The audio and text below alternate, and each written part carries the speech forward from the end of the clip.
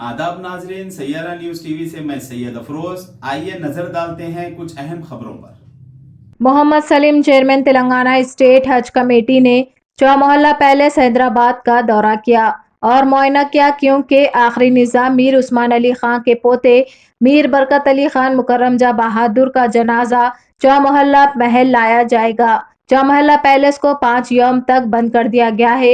इन्होंने शहजादी असरा बेगम साहिबा, जनाब फैज खान, जनाब AK खान साहब IPS मुशीर बराए अक़लियती बहबूद महकमे पुलिस के हमरा चौमोहल्ला पैलेस में किए गए इंतजामात का मुआयना किया।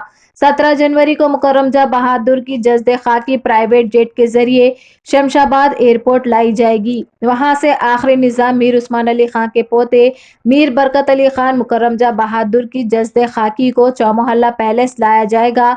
आखिरी रसूमात और नमाज जनाजा मक्का मस्जिद में 18 जनवरी को बाद नमाज असर अदा की जाएगी। वक्फ बोर्ड की जानिब से मुस्लिम मैयतों के लिए 5,000 रुपये की इमदाद की इजराई पर सदर मुस्लिम यूनाइटेड फेडरेशन का चेयरमैन वक्फ बोर्ड से इजहार तशक्कुर।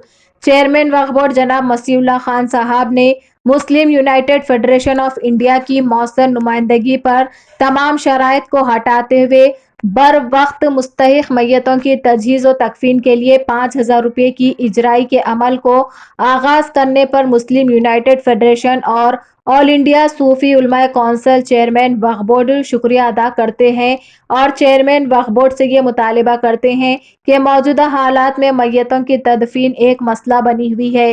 फी मैयत को 15 ta 20,000 रुपये का खर्च होता है, जो गरीब मुसलमानों के लिए मुश्किलात दरपेश आती है। बाज़ औक़ात अवाम से चंदा भी किया जाता है।